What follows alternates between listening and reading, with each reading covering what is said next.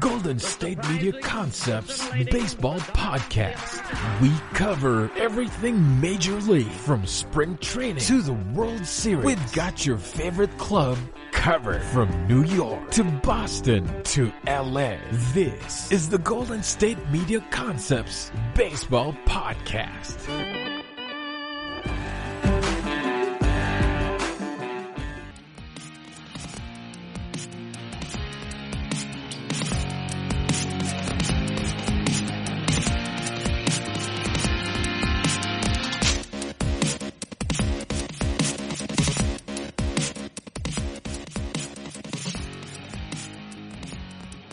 Hello and welcome into another edition of the GSMC Baseball Podcast, brought to you by the GSMC Podcast Network. I'm your host, Kevin Mahalik. Today's episode is episode number 245 of the Baseball Podcast here on Thursday, August 20th. I appreciate you guys listening in today. We got a great show lined up for you here today. We're going to start out by getting into the unwritten rules of baseball. We're then going to hop around buyers and sellers, talk about impending free agents. We got it all covered here on today's episode. But before we dive into that, I do want to take some time to ask you to head to social media. Head to Facebook, Twitter, follow the GSMC Baseball Podcast, as well as wherever you're listening to this right now. Please like, rate, and review the podcast. That helps us spread the word and continue to grow here within the GSMC Podcast Network. So, jumping right into it here today, right off the top of the bat, talking about the unwritten rules of baseball. And I want to preface this entire conversation by talking about how what I will be discussing will be from the mindset of a player. I know I've given you guys my background. I played at the Division I level, was an All-American, All-Regional player, faced top 25 talent, played against people who are currently in the major leagues, played against a ton of people who made it to the minor league level. I spent my summers traveling around the Northeast after my freshman year of college. Sophomore year, I spent in Hawaii for the summer playing ball. And then my junior summer, I spent in the state of Texas and Louisiana playing in the TCL. So I have gotten on a bus at 10 a.m., driven 5 hours to the ballpark, played a game, unable to shower afterwards, got back on the bus for 5 hours, returned home at 3:30 in the morning, had to be up the next day for early work at the ballpark at 10 a.m. So I've done it all. I've seen it all. I have been the guy who's gotten drilled with a pitch because the guy in front of me pimped a home run and stared at it for a while. I walked up to the plate. I've looked the catcher in the eye and said, "This one's right in the ribs, right?" He looked up, gave me a little nod, and boom, fastball right in the ribs. I've also been the other guy.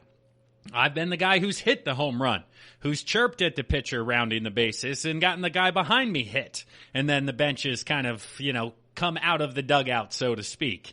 I've been in a benches clearing altercation. I wouldn't call it a brawl because really no punches were thrown or anything like that. But I have been in the field when people have thrown at people and the benches come out and there's a bit of a scuffle. I've really seen it all from a first-person point of view. I've been on really bad teams that have some unwritten rules that work for them. I've been on some good teams that have to deal with actually using the unwritten rules. And we'll get into the Tatis Jr. example specifically in a little bit, but I just want to run through some of the additional unwritten rules out there for all of you who may not be aware of every one of these rules, since, again, you can't find them anywhere. So the first one, pretty obvious. You don't steal if you're up a lot or you're down a lot. And again, the word "a lot" is a gray area. These unwritten rules, there's a lot of gray area because does that mean 5 runs, 6 runs, 7 runs? Does it mean 5th inning, 7th inning? Like, where is that line?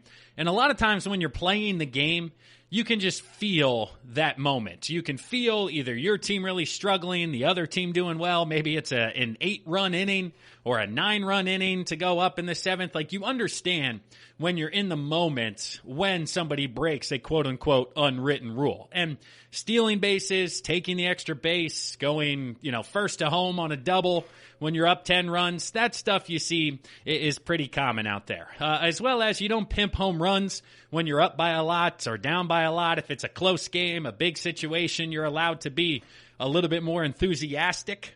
People really don't care as long as it's a close game. Another rule is don't show up your opponent. That gets back to kind of pimping the home run, or you don't yell at the other team when you're rounding the bases. If it's a pop-up, you don't yell, "I got it," so the people move and don't catch it. That all kind of ties into that category, as well as you don't show up your own team. If you're a pitcher, you don't show up your fielders. If they make an error or make a mental mistake, you don't throw your hands up. You're not demonstrative. You don't do that stuff to your own guys. Another one is you don't step on the pitcher's mound unless you're the pitcher. And we saw this one take place with Dallas Braden and Alex Rodriguez years ago, where A-Rod flew out and he went back to the dugout right across the mound. Dallas Braden didn't take too kindly to that, let him know about it, so we had an altercation there. I am a fan of that one. I have been the pitcher as well as the batter, and you don't get on the mound. I mean, really, the only other guy is the third baseman or the shortstop if they're running in for a meeting. But if you're on the offensive side, you don't touch the pitcher's mound. I can certainly understand that one. One of the other ones that typically comes up is you don't bunt to break up a no-hitter or a perfect game.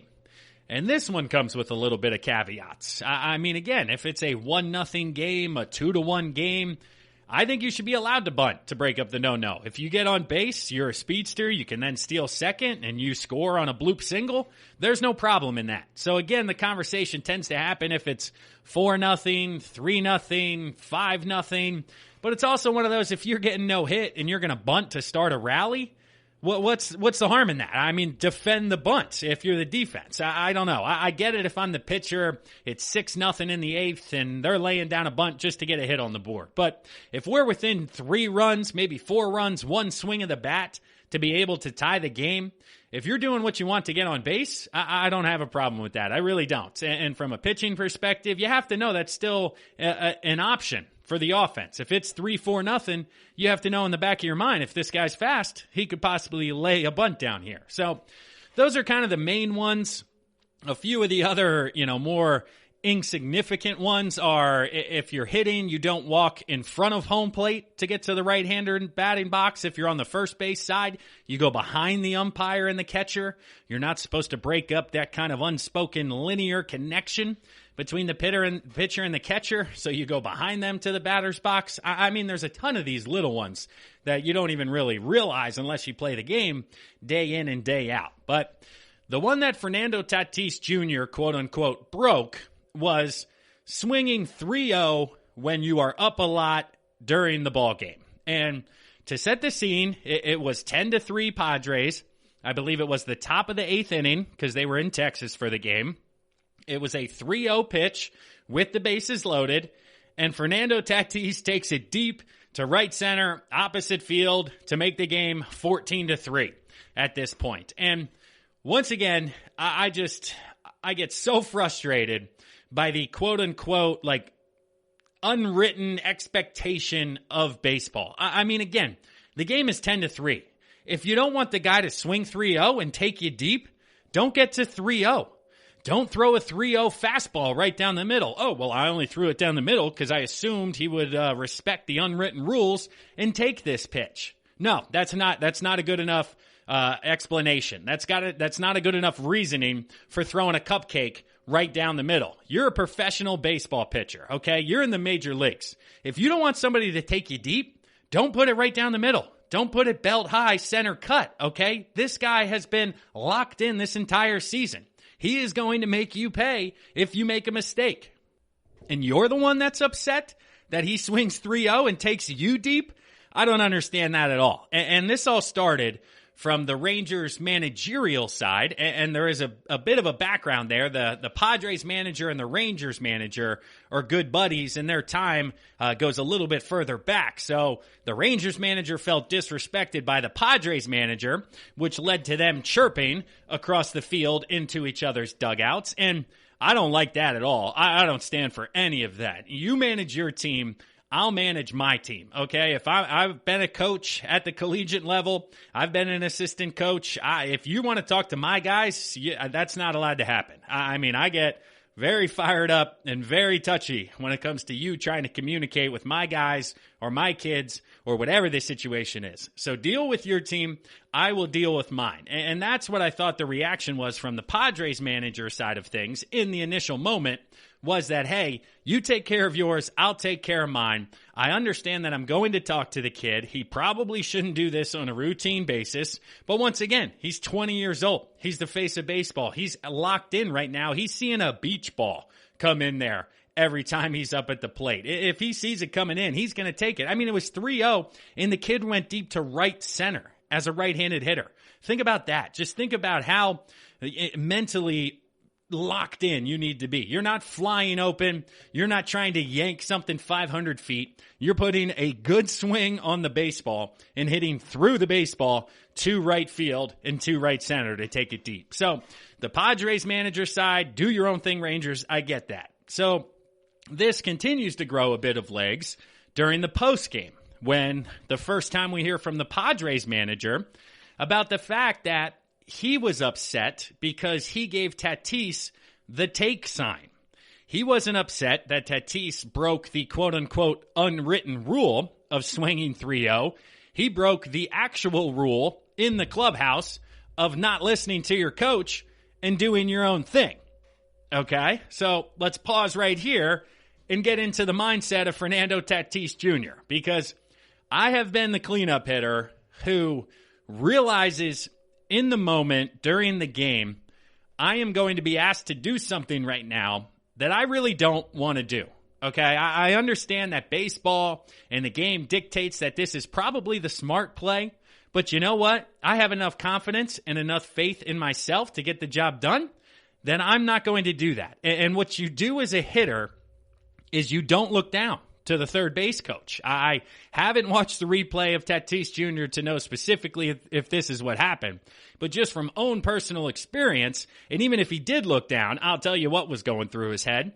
He basically looked down, or he didn't look down. You don't look down because you don't want to see the take sign. It's that simple, right? So you don't look down, you don't see the take, you don't get the take, therefore you're able to swing without disrespecting your coach because you never saw the sign. You never saw the play call, right? So that's the easiest way to get around a potential take sign. Okay, it's 3-0. I know you're going to want me to take, but I'm not even going to look at you. So you know I didn't get the sign. Even if you want to give it to me, I didn't get it. So I'm allowed to swing here because if something happens afterwards, I'll just say, oh, my bad.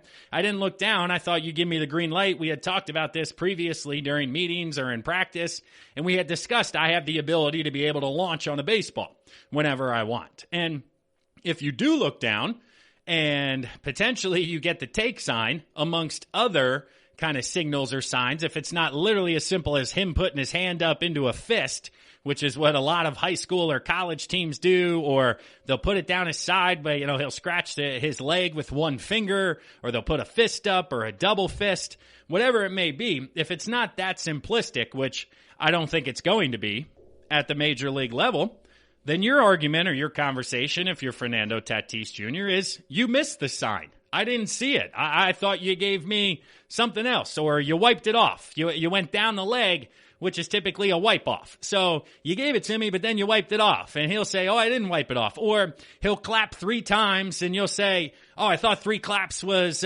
clear everything. I thought that's what we discussed. Oh, that was last week. That's my bad. I'm sorry. I didn't update. My bad. Again, there's a way as a player that you can get out of taking the 3-0 pitch when you know the coach wants to give you that sign. Now, if we continue to dive further and maybe go into a bit of a conspiracy theory here, put the tinfoil hat on for 30 seconds with me, it's a possibility that the coach of the Padres didn't give Fernando Tatis Jr. the take.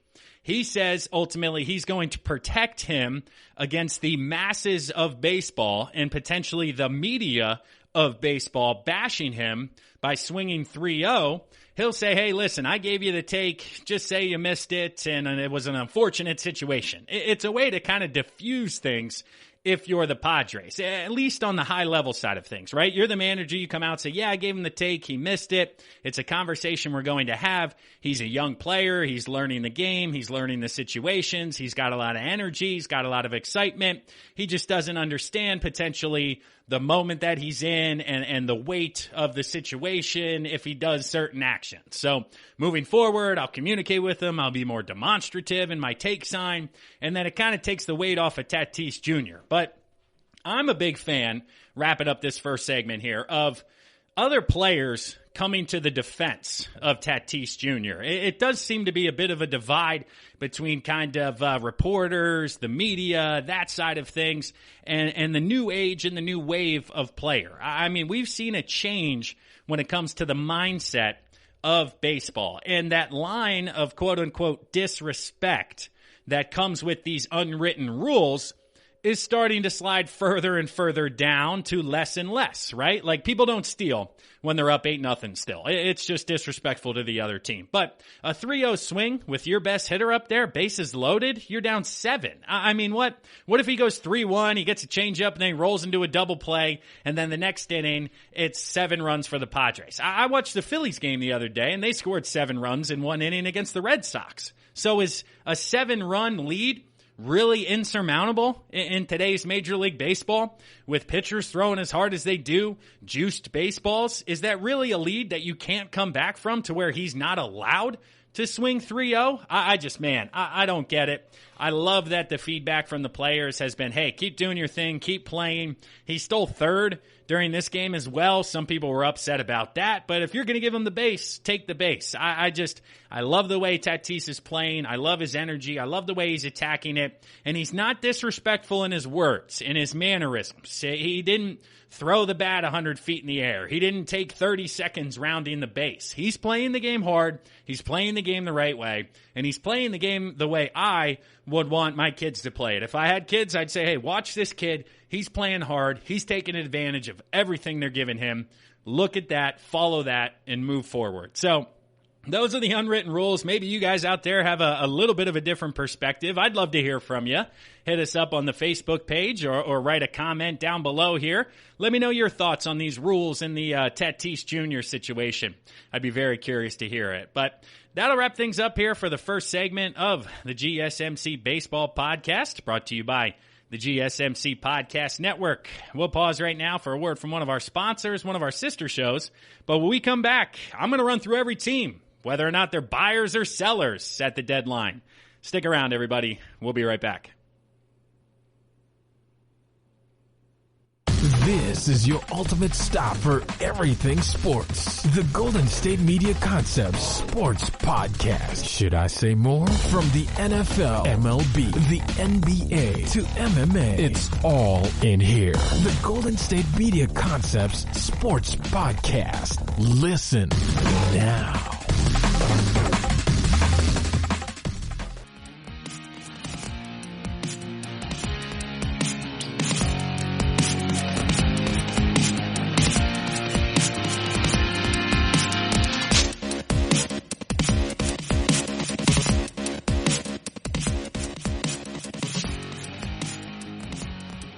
Thanks again for listening to the GSMC Baseball Podcast, brought to you by the GSMC Podcast Network. I'm your host, Kevin Mahalik. This is episode number 245 here on Thursday, August 20th. Hopefully everybody's having a good week out there. 2/3 of the way through August already. Man, it is flying by. Football has reported. That'll be here sooner than later. Baseball's continuing to power through. Basketball, hockey. We are back. Sports are back. And it is a fun time to be a sports fan once again. Today is a tremendous day, recording this here on Wednesday. If you're a Philadelphia fan, I mean, you got the Phillies during the day, you got the Sixers in the early evening, and then the Flyers in the nightcap. So it's a lot of fun to be a sports fan, especially if your cities have teams that are across multiple playoffs right now. But jumping in here to the second segment of the GSMC Baseball Podcast, we're talking about the trade deadline that's coming up in just about 10, 11, 12 days, depending on when you're listening to this here. Whether teams are going to be buyers or sellers. I talked about some individual players previously who may be dealt at the deadline. Well, today I wanted to get into more of a team conversation. I wrote down every team, American League and National League, whether or not they could be buyers or sellers. And then based on that fact, you can certainly understand who they could potentially move and to which team. So This was a bit of a tricky situation. There were a couple teams where I think it could go both ways here. Let's start out in the American League. We'll go East, Central, West, and then we'll jump over to the National League side of things. But the American League East, the New York Yankees, we'll kind of go through the standings here as of after the August 18th matchups here, recording this on Wednesday throughout the day, some day games, some night games. So I'm just using yesterday's standings and ultimately where everybody is at this current point. So we got the New York Yankees at the top of the list. I think they're going to be buyers. They could look to add some pitching. The starting rotation, J.A. Happ, Paxton, Severino, they've had some issues there. They've had some injury concerns on the offensive side of things. So maybe they add a bat. But personally, I think that their concern is going to be the pitching staff. Next up, you got the Tampa Bay Rays. I think the Rays are that buyer-seller combination. They always tend to sell low, buy high, or vice versa. You know, they're really good at this. I mean, in years past, they move a lot of people. Some of the prospects they get back, they then move again for additional players. But I think they're going to be more buyers than sellers during this deadline, looking for pitching as well. That's going to be a key theme here throughout all the buyers. Obviously, you can never get enough pitching, right? I mean, everybody's looking for a bat, but that pitching side is really the differentiator when it comes to trade deadline moves. Next up, you got the Baltimore Orioles. And honestly, I still think they're going to be sellers. I don't think even with this hot start, being in the playoffs, if the season ended today, changes their outlook on the short-term future, which is why I think they do move on from some guys like Cobb, maybe Alberto, if you can give them a nice enough deal to move on. But I don't see them adding. I don't really see them going for it. I think they ride this out, and whatever they get is good for them, and they continue to look to the future and not just for 2020 in this shortened season. The same goes for the rest of the AL East. I mean, the Blue Jays, they're going to be sellers here. They haven't started out as hot as they've liked. Had some injuries with Bichette here, so I really don't see them trying to make any sort of push towards the playoffs. And then the Red Sox, the worst team in the American League. I do think J.D. Martinez ultimately stays with the Red Sox. He has a potential opt-out, a player option on his contract, but with the market and his performance early on, I think he remains in Boston, and they move on from guys like Jackie Bradley Jr. and those side of their talent. Moving along now to the American League Central, starting out with the Minnesota Twins. They will be buyers at the deadline. They're always looking to add pitching. The offensive side there continues to be their strong suit. So if they can add, bullpen depth, starting depth for their run against the Yankees lineup, the A's lineup, the Astros lineup, you're going to need all the pitching you can get if you're Minnesota. Next up, we got the Cleveland Indians. I think they're similar to the Rays. They're a little bit of a buy and sell. They're obviously going to be in the race. I don't think they sell any of their key pieces. Somebody they potentially could move on from, though, is Carlos Carrasco. He has a couple of years left on his deal. He has bounced back from his leukemia diagnosis to perform well. And next year, he actually earns 10-5 rights to where it would be much more difficult to move on from him if you're the Cleveland Indians. So that could be an outside-the-box piece. He would cost a little bit more than some of these other guys due to that contract and, ownership still from his new team. But something to think about if you're an Indians fan. We got the Chicago White Sox. I believe they will be buyers. I don't think they're going to go for any of the big fish on the market. They'll probably stay a little bit down with their dollars spent. I don't see any big bucks being thrown around, so maybe a bench piece, kind of a depth piece for them. And then obviously the pitching side, the bullpen is an area that everybody is looking to improve. As we continue here, the Tigers and the Royals, the bottom two there in the AL Central, I have them both as sellers. The Tigers here have come back to earth after a strong start. They find themselves back under 500 and transitioning into the team that we thought they would be. So really, I think they may move on from Matthew Boyd if they can, even though his numbers aren't very good this year, and some other individuals that their contract is coming to an end at this year. The Royals, same thing. They're rebuilding. They're at the bottom of the division. Whit Merrifield, who we talked about, could be a key addition offensively for somebody. He's really the only one who could move to get something in return because he still has contract years of team control. But really, I don't see any big moves being made there in the American League Central basement. Looking out in the American League West, this is where I think we could get some action. I mean, you got the Oakland A's at the top of the division. They're not going to be sellers. I really don't think they will be buyers. I think this team is as deep and as strong as you can get. So if they are a buyer, I think it'll be a low-end kind of bench depth move, so to speak, for the A's. Maybe a bullpen piece to add to the playoff pen, but not a lot coming from Oakland, in my opinion. Next up here, we got the Houston Astros. They will be buyers, and I think they will be busy. I think Oakland will stand pat more so, but I think Houston down there is really going to go for it once again. I mean, we've seen them in years past. They pulled the trigger on Verlander, Cole, Greinke, all of these guys on the pitching side of things. Last year or 2 years ago in the bullpen with Ryan Presley. Who else? Not Ozuna. The other guy out there in the bullpen, I can't think of his name right now. Roberto Ozuna, I think it is. He's on the DL. And they need pitching. They need a starter. They need relievers. They lost Will Harris. Presley's been dealing with a finger, a blister, and an elbow tenderness. So any pitching that Houston would want to add is certainly going to be a plus for them. And then you got the Texas Rangers. I mean, I see them as a buyer based on their start and based on the way the rest of the American League is playing out, with the Orioles, Jays, and Red Sox all looking not like postseason teams. I know Baltimore started hot, but again, on paper, they really don't look like a postseason team. And then in the Central, the Tigers and Royals are back to life, so that number 3 spot in the AL West could find you in the last playoff position. And with a new ballpark, a new opening, some energy down there in Texas, I think they're going to look to make a move and potentially add a bat and some offense. Next up, you got the LA Angels. I mean, they have to buy, don't they? They can't sell. They just signed Anthony Rendon. They got Ohtani back. Trout's there. I don't see how they could sell. So they got to potentially buy to catch the Rangers for the exact same reason I stated. That third place team in the American League West up against the Baltimore Orioles is looking like that last playoff spot. And I think that one's firmly up for grabs. In the 5th spot out west, you have the Seattle Mariners. I believe they are sellers. They're not close enough to potentially buy. But that race between the Rangers and Angels at the trade deadline, I think, could be one to watch. You know, throw in the White Sox, the Orioles. Those guys are all on the fence for that last playoff spot, and it could be a lot of fun to watch them maneuver here at the end of August. Let's transition now over to the National League.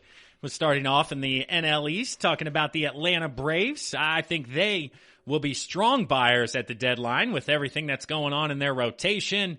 Quite a few injuries, some performance issues, Hamels. I mean, there's too many to name for the Braves. So I think they're going to be looking to add a starting pitcher here with the opportunity in the National League outside of Chicago and LA. There's really not another team there establishing themselves. The Miami Marlins, I still think will be sellers. I put them in the Baltimore Orioles category. Yes, they've had a hot start early on. They have a lot of young talent, but I don't think they're going to sell any of that talent to potentially make a push here in 2020, and they stay on that same time frame of the next 2 to 3 years in regards to being competitive in the National League East. So I think they will continue to sell. But the other 3 in the basement, the Phillies, the Mets, and the Nationals, I have them all as huge buyers, and I have them all as looking at pitching. And now the Nationals, I said more of a bullpen piece than a rotational piece, just due to their depth at the top. But the Mets rotation, the Phillies rotation, 3 out of 5, 4 out of 5 are pretty set. They need bullpen help more than starting pitching, depending on price. And the Mets really need starting pitching. With the injuries they've had to Waka and other guys opting out, such as Marcus Stroman, they're really looking for starting pitching to help them out. So the Phillies, Mets, and Nationals, that's another key race to watch when it comes to adding a piece here at the end of August, because if somebody gets a difference maker, that could put them into that 3rd place slot, even 2nd place slot, because if the Marlins come back to earth, that playoff spot there in the number 2, guaranteed, is up for grabs, and I think multiple teams may make some moves. Going now to the National League Central, the Chicago Cubs, they will be buyers. There was a talk about whether they'd sell or buy, depending on how this summer went. Well, now that they're in 1st place, we got a shortened season, they're absolutely going to be buyers, and they're going to be looking to add bullpen help. They're looking on the pitching side of things, as is a lot of teams here. So it's all going to come down to price, whether it's lefty, righty, what they're willing to give up, because players that get traded have to be on the 60-man taxi squad, I believe, as well. I probably should have started the segment out with that, but these single-A guys, double-A guys, they're not going to be able to be moved. You have to move somebody on the 60-man, which is a high price to pay for a rental, that may not throw a ton of innings for you. So these bullpen pieces may not get moved just due to the stipulations with all the COVID restrictions in regards to the trade accusations, or acquisitions, I should say. The Milwaukee Brewers, I have them as buyers. They're going to look to add offense. I think their pitching is relatively solid when it comes to it offensively. Christian Yelich, among others, still having trouble getting things going. So I think they look to add a bat here down the stretch. You got the St. Louis Cardinals. I have them as buyers. They haven't played a ton of games, so it's hard to really know ultimately what they need moving forward. But I just put pitching because everybody needs pitching, right? It's that time of the year. The Cincinnati Reds I have as buyers. They're looking to add a bullpen piece. Their rotation, Bauer, Castillo, all of those guys, Sonny Gray, they're locked and loaded at the top end. They've had trouble keeping leads, so they're going to need a bullpen piece amongst everybody else here. The only seller I have in the NL Central is the Pittsburgh Pirates. I mean, I got 4 sellers in the entire National League, and the Marlins are one of those. So I got the Marlins, the Pirates, and then 2 out west that we'll get to. But the Pirates, if they have anybody, they're saying come and take them. We're looking to the future. We're not really looking forward to this summer, so come and get it. But rounding things out here, talking about the National League West, the LA Dodgers at the top of the division, they will be buyers. Their rotation is solid with young pitching prospects. But of course, they'll be looking to add bullpen pieces. Jansen has bounced back this summer with a fantastic year so far. Honestly, I didn't think he'd perform as well as he is. But LA always looking to add pieces. I don't think they're going to give up anything. Potentially they could. I mean, they're one of those teams that could buy and sell along the lines of the Rays and the Indians, because they do have some pieces who will be free agents. Jock Peterson, some other individuals. Potentially they do a flip for somebody in the bullpen for Jock Peterson. It'll be interesting to see how LA feels about their squad as we get closer and closer to the end of the month. Next, I got the Colorado Rockies. Surprisingly, they will be buyers. I mean, just this past offseason, Nolan Arenado was talking about how upset he is with these guys and how they're not trying to compete and they're not doing enough along with his contract. Well, we're 3-4 weeks in here and they're in second place, squarely in the thick of a playoff berth and looking to get better. So they're looking to add bullpen arms. They're looking to add rotation arms because that offense with Blackmon, Story, Arenado has been carrying them so far offensively. The Diamondbacks I have as sellers. They've been right around that 500 mark, playing better baseball of late. But guys like Robbie Ray and John Jay, who are impending free agents, I think it would behoove the D-backs to move on from them because they won't be re-signing. And if you're looking to make a push, potentially get something in return, if you don't think ultimately you're going to win the entire National League with the likes of the Cubs and Dodgers at the top here. The San Diego Padres in fourth place, however, I have them as buyers. I think they're a year ahead of schedule here. Fernando Tatis Jr., we talked a lot about him in the first segment. I think his performance has put the onus squarely on management to go get somebody, to give this kid some help, to try to make a move. I mean, they got Machado, they got Hosmer, they got Tatis now. They got a lot of young arms, but potentially adding a veteran to the rotation, a veteran bullpen piece to help this team stabilize down the stretch, I think is a really solid move if you're a Padres fan. And then last up here, the San Francisco Giants. They are clearly sellers.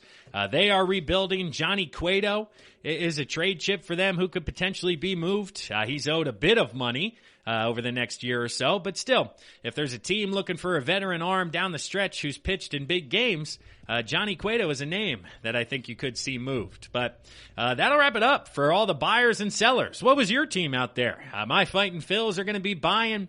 There's a lot less sellers than there are buyers. A lot of people need bullpen help, pitching help, and there's not a ton of availability out there, especially when it comes to the quote-unquote difference maker down the stretch. But that'll wrap things up for the second segment here of the GSMC Baseball Podcast, brought to you by the GSMC Podcast Network. We'll pause for a word from one of our sister shows and one of our sponsors, but when we come back, I'm going to talk to you guys about the impending free agents for 2021. I got a list of the top 10 here, how they're doing, and how much money I think they'll get. So stick around, everybody. I am Kevin Mahalik. We'll be right back. Tired of searching the vast jungle of podcasts? Now listen close and hear this out. There's a podcast network that covers just about everything that you've been searching. Hey! The Golden State Media Concepts Podcast Network is here. Nothing less than a podcast bliss with endless hours of podcast coverage. From news, sports, music, fashion, cooking, entertainment, fantasy, football, and so much more. So stop lurking around and go straight out to the Golden State Media Concepts Podcast Network. Guaranteed to fill that podcast itch.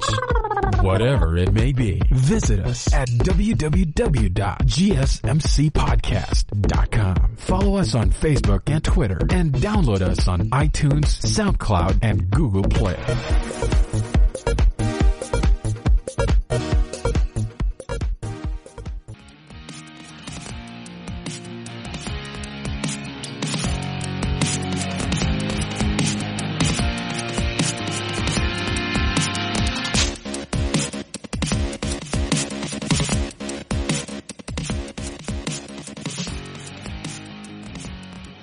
Welcome back, and thanks for listening to today's episode of the GSMC Baseball Podcast, brought to you by the GSMC Podcast Network. I'm your host, Kevin Mahalik. I appreciate you guys listening out there. If you haven't checked out the other shows within the GSMC Podcast Network, do yourself a favor and check those out. There's a lot of cool shows out there. I mean, I know you guys are listening to this because you're into baseball.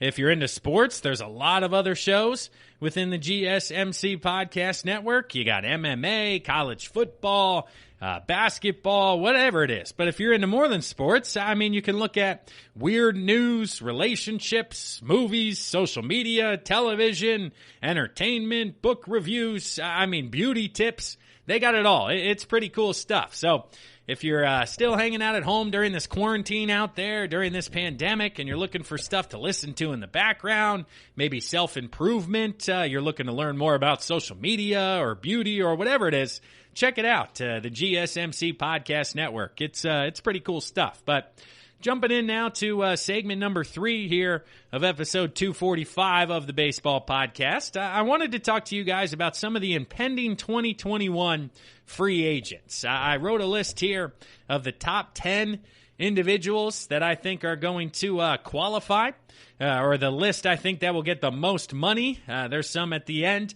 that we'll talk about, some other names, of course, that will be thrown throughout the list here. But for the top guys, I mean, there's really kind of a cut above here. Number 1, you have JT Realmuto. And you guys know by now, I'm a Phillies fan, so I'm watching JT day in and day out, just clobber baseballs and have a fantastic start to the season. There was conversation that during the pandemic, there was no communication in regards to a new contract. Since we've come out of the pandemic, there's been no communication. Mookie Betts, who would have been number 1 on the list, obviously has been locked up by the Dodgers, but there's been nothing like that out of Philly. I mean, I don't know what's going on. There was communication out of the brass in Philadelphia that the Mookie Betts contract was creative, and it was interesting when it comes to the money, and it came to deferred money and helping out the team, and it basically sounded like, hey, JT, if you're going to want the big bucks, you're going to have to help us out similarly to what Mookie did and defer $100 million or $110 million, keep your salary cap hit low, and be able to kind of manipulate the numbers to allow them to be able to pay other individuals as well. But JT early on, the numbers I'm going to read you here are through games on August 18th, so through 8/18.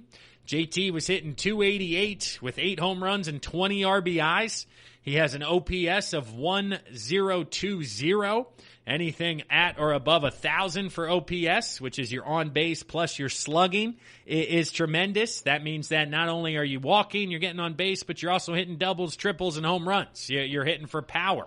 So an OPS of over 1,000 is just tremendous. And to be the catcher's position and to get these types of numbers, because I always had conversations that, yes, he's the best offensive catcher in baseball, but he's an average offensive major league player. It just shows catchers typically aren't the best or top hitters in your lineup because their responsibilities are much more better utilized elsewhere. So they don't hit 300, 350. Well, JT is having an above average year from anybody's standards. He's having an MVP caliber season. So his price is only going up and up and up. And that $20, $25, $30 million a year mark, I think is looking more along the lines of 25 to 30 as opposed to that 20 to 25 that I would have told you even a couple of weeks ago. Now you start to get into the length of the contract, 3, 4, 5, 6 years. JT's going to want as many years as possible. I think the sweet spot will be either 4 or 5, which then means you're looking at 5 years at $30 million, is 150, 25, 125. So I'll go 5 at 135 for JT, 5 at 145. I've seen numbers all the way up to 6 and 180 for JT based on the performance that he's put on here in a couple of weeks. I don't think they'll get to that number. I don't think you pay a guy this old that many years at the catcher's position, but if he can hit like this, maybe it transitions into some first base, into some DH role. Moving forward, it'll be kind of interesting to see if JT continues this torrid pace or if he comes back to earth a little bit and the Phillies can save a couple of bucks. Because right now, that dollar figure is going up and up and up by the day and by the week here if you're a Phillies fan. The number 2 player I have out there is George Springer. I have him. He's having a bit of a down year here. His WAR is only 0.1 as to where JT's was 0.9. George is hitting 200, 3 home runs, 13 RBIs with a 717 OPS. And of course, his track record speaks for itself. And I don't think this 200 average will put a damper on the amount of money he is about to get. I think he is right around a 20, 25-year player, probably closer to that 25 mark, which means you're looking at 4, 5, 6, 7 years. Due to his age, he's on the younger side of things. They did manipulate his surface time to get an extra year. So I think he's 28 or 29. So you're looking at probably 5 years, 25 million, 5, 125, maybe 6 and 140. Somewhere along those lines for George Springer. I don't think ultimately he stays in Houston.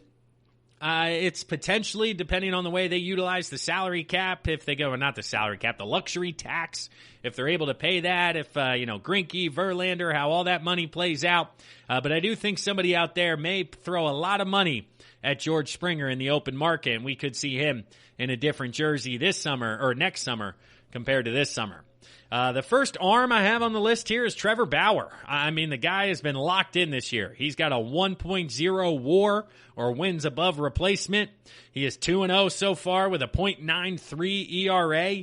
He's got 32 strikeouts in 19 innings, and his fastball is in the 100th percentile when it comes to spin rate. So all of this drive line integration, all of these sabermetrics, well, his spin rate on the fastball is in the 100th percentile, which means the higher it spins, the less it drops due to gravity and science and all of that stuff, which forces teams to swing under the baseball, because if you keep it at the top of the zone, hitters think it's going to dip just based on past experience, and it stays at that level, and you get a ton of swings and misses. So it's great to see that when the fastball spin rate. I did want to make a note for Springer. He's in the 77th percentile when it comes to barrel rate, and JT is in the 94th percentile when it comes to hard hit percentage. So JT hitting the ball hard, Springer barreling it up, and Bauer just spinning that baby up there. The next arm I had on here was actually Marcus Stroman. He opted out after a brief injury earlier this year. I don't know if that will affect his market price at all. I was thinking he would be a 20 to 25 year pitcher, looking at that 4, 5, 6 year range. I'll give him 5 and 110 potentially now. I don't think he gets that 7, 8 year deal that Trevor Bauer gets. I didn't give you his number. I think Trevor's going to get around 7 and 200. I mean, he's flirting with that 200 mark. He's a 25 to 30 a year pitcher. Maybe you're looking at 5 years, 150, 5, 155, 6 and 170. 7 years is a lot for an arm, especially with the amount of wear and tear Bauer has on it. So cut that down to probably 5 and 155, 5 and 160, and you're going to find yourself signing Trevor Bauer. Number 5 here, I have DJ LeMahieu, the New York Yankees second baseman. the current AL batting leader at 411. He is on the injured list as of now, but his WAR is 1.0. So him and Trevor Bauer have the highest WARs here so far. We got one guy outside of them coming up later, but they're very much at the top of that list. DJ LeMahieu hitting 411, like I said, with 2 home runs and 8 RBIs. He's got a 990 OPS, so he's been slugging the ball well. And he is in the 98th percent K rate, meaning the guy doesn't strike out. You can't strike out DJ LeMahieu. You can't do it. I mean, the guy's hitting 411, doesn't strike out, put the ball in play, walk all across the board. He's just a fantastic offensive player. I'd put him in the 20 to 25 year mark, a little bit below George Springer. Obviously less years for DJ, but you're looking at that 4 and 85 mark, 4 years, $90 million. I mean, he's hitting his way into a payday this summer and over years past. It's been fun to watch. And when the Phillies played the Yanks, he was just an impressive at-bat. He never got fooled. He was always balanced. He used the whole field, and that's certainly how you hit 411. Next on the list here, I have Marcus Semien, shortstop for the Oakland A's. He's struggling a bit this year, hasn't really turned it on yet, hitting .223 with 3 home runs and 9 RBIs for a .632 OPS, but he is in the 78th percent sprint speed. So a defensive-oriented shortstop, a quick guy, not big offensive numbers, but if you're looking for up-the-middle defense, a lot of ground ball pitchers in your rotation, then you're looking for Marcus Semien out there to play short for you. I think he's right around that 15-year mark, or 15 mil a year, 20 mil a year, kind of something like that, maybe 5 and 85 for Semien. A little bit less than that potentially, but I think if the market bears itself out, he could get a nice payday here. Following up with Andrelton Simmons, back-to-back shortstops here. Simmons currently with the Angels. He hasn't played a ton this summer. He's been injured. He only has a handful of at-bats, maybe 10, 15, 20. He's hitting a .188, no homers, 1 RBI. It's a bit too early yet to judge this year in regards to his performance, but I think he's a 10 to 15 million a year guy. If you're looking at 3 to 4 years, 40 to 55 million, 3 and 40, 4 and 50, kind of that, ballpark is what you're looking at for Andrelton Simmons. These next couple of guys are a little bit down the list here. We start to get to that next tier in regards to quote-unquote difference makers when it comes to free agents. Justin Turner on the list here. He's had a good summer so far offensively for the Dodgers. He's at a .6 WAR. He's hitting .289 with 2 home runs and 17 RBIs. Good for an .819 OPS. He finds himself in the 81st percentile when it comes to barrel rate. We talked about Springer at 77. Justin Turner just ahead of him in the 81st. And I think Turner's going to find himself a 2-year deal out there. I don't think he's going to get Josh Donaldson type of numbers and potentially could be limited to a designated hitter type of opportunity, whether that's in the National League or the American League. I think that lends him to be successful. So I think he's a 10 to 15 year guy. I think if you give me Justin Turner at 2 years and $25 million, you're not going to get a ton of complaints from the fan base. I think offensively, his track record, what he's done both in the postseason and regular season, you'd be happy with that kind of contribution coming from a guy who you're paying no more than $15 million a year. Number 9 on the list here, I have Nelson Cruz, and I have him going year to year, but this guy is making himself money. I mean, he is absolutely tearing up the baseball this summer. He is at a 1.2 wins above replacements when it comes to WAR. I mean, he is leading the league in that aspect. He's hitting .337. He's got 8 home runs, 23 RBIs, 1.081 OPS. We talked about it. That is a huge number. He's in the 83rd percentile for barrel rate, so he's just ahead of Turner and Springer. He's a 15 to 20 a year player. Maybe he finds himself getting 2 and 30, 2 and 25, just like Justin Turner. Personally, I would give him 1 and 18, 1 and 19, wherever that qualifying offer is. I'd be just fine with him running out on my squad for another year. And then lastly, you start to get into the arms here. I mean, I have Jake Odorizzi as my guy. He's, struggled a bit this year. He's 0-0 with a 5.14 ERA in 7 innings. Hasn't thrown a ton of innings thus far.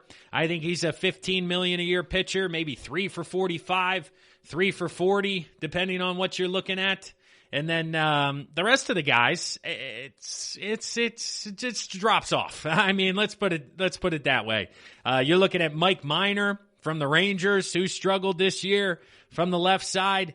You're also looking at Robbie Ray from Arizona as a top free agent who struggled and could be a trade candidate. Jock Peterson, I talked about potentially being moved last segment when it comes to a trade chip. Well, he'll be a free agent that people will look at. D.D. Gregorius, another name on the list here, took a 1-year, $14 million deal, and he's been good for the Phillies. He's been everything as advertised. Hasn't been outstanding, but has certainly been a good shortstop and a good pickup for them. You got Masahiro Tanaka for the Yankees. He'll be 32. Had some injuries in the past. Jose Quintana, 32, some injuries. James Paxton, 32, some injuries. I mean, maybe you got Michael Brantley, who will be back on the market once again after signing a nice deal a few years ago. So Marcelo Zuna will be available once again after being in Atlanta. Apparently he turned down a long-term deal last summer to bet on himself, so he'll be looking for bigger bucks. But none of these guys really scream difference maker outside of JT, Springer, Bauer, Stroman, and then you get to kind of LeMahieu, Simeon, Simmons, who are all good complementary pieces, but really aren't all-stars, getting that $200, $150 million deal. So let me know what you guys think. Who's your top free agent out there? Is it JT Realmuto? And if so, let me know if you think the Phillies will be able to re-sign him. Get in the comments. Hit us up on Facebook, social media. I'd love to hear your thoughts on everything that plays out. But for right now, that'll wrap it up here for segment number 3 of the GSMC Baseball Podcast. We'll pause right now for a word from one of our sponsors and one of our sister shows. But when we come back, we'll wrap up today's episode number 245 here of the Baseball Podcast. Stick around, everybody. We'll be right back. Want to know the latest in soccer? Then listen to the Golden State Media Concepts Soccer Podcast. From MLS, the World Cup, and the Premier League, we've got you covered. The latest updates, the hottest matches, and news on the league's top players. It's the Golden State Media Concepts Soccer Podcast. David Beckham scores the goal to take England all the way to the World Cup finals. Listen now.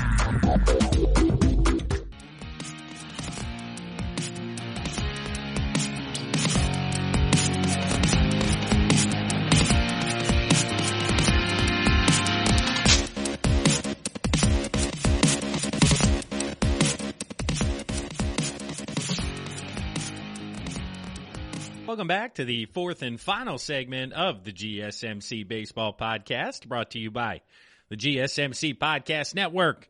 I'm your host, Kevin Mahalik. This is episode number 245 of the Baseball Podcast. I appreciate you guys listening in here today. Wrapping up today's episode, we're just going to bounce around all the action from Wednesday night. Starting out in Chicago, the White Sox defeated the Tigers 5-3. They improved to 14-11 on the year, starting to make a bit of a move here if you're the White Sox. Looking at the box score, Encarnacion homered twice for the White Sox, once in the second and once again in the eighth. Abreu also homered. Casey Mize threw for the Tigers. He went 4 1/3, gave up 3 runs. Looks like he ran out of gas here in the 5th inning, had himself a lead, gave up a couple of runs, and ultimately the bullpen couldn't hang on for Detroit. So a nice offensive showing. Tim Anderson back in the lineup for the White Sox. Like I said, Encarnacion, he went 2 for 4 with a couple of dingers to improve his average up to 197. Starting to figure things out a little bit there. Next on the docket here, we got the Mets and the Marlins. The Mets beat the Marlins 5-3. They improved to 12-14. The Marlins fall back to 9-9 and are 1-5 at home here early on in the season. Jacob deGrom went for the Mets. It certainly makes sense that they won this matchup. He went 6 scoreless innings. His ERA is now 1.93 on the year. The bullpen tried to blow it, but Betances still struggling. 2/3 of an inning, 2 runs. His ERA is up to 6 now. But a lot of runs scored late. I mean, it was 1-0 until the 7th inning, and both bullpens went back and forth trying to blow this game until ultimately the Mets hit a 2-run homer, Conforto, a 2-run home run in the top of the 9th inning to take the lead and ultimately get the win for the Mets. Brandon Kinsler gives it up for the Marlins. He's been good for them so far. So one of his early blips here in the radar. Another game on the docket we had was the Indians and Pirates. The Indians win 6-1. The Pirates continue to be the worst team in baseball. They fall to 4-16 on the year. The Indians at 15-9 continue to play well. From Cleveland's side of things, they got a complete game from Savali. He went 9 innings, 109 pitches, only gave up 1 run. His ERA is now 2.91 on the year. Offensively, Carlos Santana hit a 3-run homer, and then they had a 3-run double by the other Santana in the lineup for Cleveland for their 6 runs. So a nice pitching outing there on that side. From Pittsburgh's side offensively, only managed about 4 hits. Stallings behind the dish went 2 for 2. He was pretty much the highlight of the evening offensively if you're a Pirates fan. We had the Rays and the Yankees play as well. The Rays win 4-2. They improved to 16-9, continue to stay red hot. I mean, the Yankees fall to 16-8, 10-2 at home, only their second loss at home this year. So Tampa Bay now finds themselves a half a game out of first place behind these Yankees. A very impressive run here for the Rays. And the Rays win this one late in the top of the 8th inning, pushing 2 runs across to ultimately get the W here. They pushed 1 across. One of them was credited to Cole. Garrett Cole went 6 2/3, and then another one to Zach Britton here in the 7th and the 8th inning, like I had mentioned, to ultimately take the lead. So Garrett Cole gets a no decision, 6 2/3, 2 earned runs. He's got a 2.75 now on the year offensively for the Yankees. A bit of a struggle. Hicks, Voit, they both had hits. Torres got a hit. He's hopefully continuing to push. Sanchez struggles behind the dish, continue. He's 0 for 3. He's hitting 192 on the year. Tampa Bay's side of things offensively, Adams had himself a game, 2 for 4. Meadows 1 for 4, and then Glasnow on the hill went 5 2/3, only giving up a couple of runs. So a nice outing from Glasnow going up against Garrett Cole. A lot of times you don't see him lose those starts. He didn't get the loss himself, but either way, his team usually comes out victorious. So that's a nice win by the Rays, and they continue here moving forward with the Yankees. And they'll see if they can take first place here on Thursday night, depending on when you're listening to this podcast. Continuing around the East Coast here, we have the Red Sox. They defeat the Phillies 6-3 to split their quick 2-game series. The Phillies are now 9-10, and the Red Sox are 7-18 on the year. Jake Arrieta for the Phillies really struggled once again. 4 1/3, 4 earned runs, a 4.95 ERA for Arrieta. He's had some mixed results here throughout his first 4 starts of 2020. He's had 2 pretty good to really good starts, and then 2 pretty bad to really bad starts. And the first 2 were good, the next 2 not so much. So it'll be interesting to see if Jake Arrieta continues here. He's got an opt-out clause, or the Phillies have an opt-out clause to potentially make him a free agent. And based on the way he's performed here for the first couple of weeks, I think he's going to find himself back on the market. Now from Boston's side of things, offensively, it was a great day for them. Like I mentioned, 6 runs. Devers hit a home run. Verdugo, RBI double. Devers had another RBI double. And from the pitching side of things, they really went with a bullpen style of game in this matchup. Hart went 3 2/3, gave up 2 runs. Then Bryce 1 1/3, Weber 1 1/3, Barnes 1 2/3, Workman for an inning. They really went at it by committee here, and the Phillies offense just couldn't make the adjustment and put it together. They were also dealing with shadows. Bryce Harper, you could see a video of him saying, "I can't see anything," during one at-bat during his 0 for 3 performance with a strikeout. So frustrating from a Phillies fan's perspective, getting Boston, the worst team in the league, and only being able to take 1 of 2 in a quick series. Next down the list here, we have Toronto and Baltimore. Toronto won 5-2. They advance or improve to 10-11 on the year. Baltimore falls to 12-12, back to 500 for the Orioles. Tanner Roark was excellent on the bump for the Blue Jays. 5 innings, 1 run ball for Tanner. It lowered his ERA to 4.76 on the year, so he's back to a bit of respectability there when it comes to the rotation. Offensively, the Blue Jays' Grichuk hit a home run in the second inning. He hit another home run again in the sixth inning to give them the lead, as he was the player of the day for the Blue Jays offensively. 2 for 4, 2 home runs. He's hitting .344 on the year. A heck of a start for Grichuk out in center field there for Toronto. And then on the flip side for Baltimore, let's see here. Santander 1 for 3. Alberto continues to hit 2 for 4. He's hitting .324. Smith Jr. had a solid day, but Malone on the mound, 6 innings, 3 runs. Just got hurt by the long ball a couple of times, and ultimately the Orioles offense couldn't put enough together to overcome those particular issues. We also had a couple of double headers on the day here Wednesday, starting out with the Cincinnati Reds and the Kansas City Royals. Let's see here. The Royals won one game 4-0. And the Reds took the other game 5-0. So they split the doubleheader. Game 2, the Reds took 5-0. Let's see here. Offensively, they were led by Castellanos, 2 for 3. He had 2 runs scored. Let's see. He hit a home run in the 5th inning. Casilli hit a home run in the 6th. Suarez homered in the 3rd, and Winker homered in the 3rd as well. So 4 home runs for the Reds for a total of 5 runs. That backed a complete game by Trevor Bauer, a 7-inning shutout for Bauer. Lowered his ERA to .68, 9 strikeouts in 7 innings and 97 pitches. He continues to increase his price like we talked about, being the top free agent there. And just a segment ago on this show, he went out once again and shoved here tonight. So his price will continue to go up. Let's see. On Kansas City side of things, Matt Harvey got the start for Kansas City. He went 3 innings, gave up 3 runs. He struck out 4, walked 2 in 54 pitches. That means he has a 9.0 ERA on the year, as this was his 2020 debut, and he's just doing pretty much anything he can to continue his big league career here moving forward, as I thought we may have seen the last of the dark night in Matt Harvey, but he has resurfaced here in Kansas City for the rest of 2020 and what is it looks like an audition for 2021. In Game 1, like I said, Kansas City won 4-0. Castillo on the Red side of things struggled on the mound. 3 1/3 innings, 3 runs, 89 pitches. He's got electric stuff, but he just can't seem to command the zone.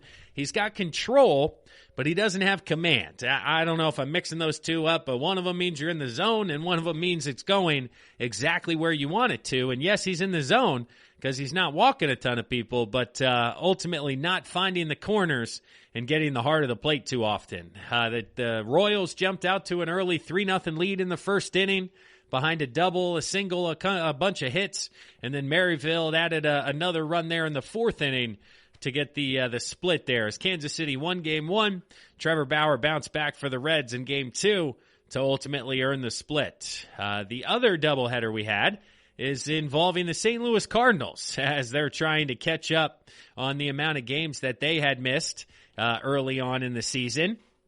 And they had a doubleheader with the Chicago Cubs, to which they, let's see here if I can find Game 1. That was Game 2. So Game 1, the Cardinals took 9-3 in what was an impressive victory for St. Louis. Flaherty went 1 2/3, only gave up 1 run, 41 pitches. So not the best start for Flaherty. He did get up a home run, but he was spotted a 4-0 lead as well. I mean, Matt Carpenter hit a grand slam in the top of the first to make it 4-0, and then the Cardinals offense pretty much cruised from there. From Chicago's side of things, offensively here in Game 1, Anthony Rizzo, he was 0 for 3. Baez 0 for 3, Schwarber 0 for 3, Hayward 0 for 1. So offensively couldn't get much going on Chicago's side of things, and St. Louis really just kind of carried things once they got to the 4th inning, and it was a 6-1 victory. And when you're only playing 7 innings at that point, you're pretty much calling it a day, knowing that Game 2's coming up, and you're going to reset, so to speak, when it comes to expectations. Game 2 in the nightcap, the Cubs bounced back. They earned a split as well, so we had no doubleheader sweeps here on Wednesday. They won 4-2 in the nightcap, led by a late 2-run single by Bote in the top of the 7th. Or Bote? I don't know that one. He's 1 for 3 out there, though. He's playing instead of Chris Bryant at third base. So I may have to learn that name very quickly. But Alzolay on the mound, 5 innings of scoreless ball, 70 pitches, 6 strikeouts, only 1 walk. A really nice outing for Alzolay. And then on St. Louis's side of things, on the bump, they went with Oviedo, who gave up 2 runs over 5 innings, a solid start. And then offensively, just not as strong as Game 1. Obviously, Carpenter had a hit still, Goldschmidt 0 for 2, Miller 1 for 2, but could only muster up 2 runs against the Cardinals there to not sweep the doubleheader if you're a Cardinals fan. Rounding out the games here as I'm recording late Wednesday night. Some of them are finishing up here as we're recording, such as the Milwaukee Brewers and the Minnesota Twins.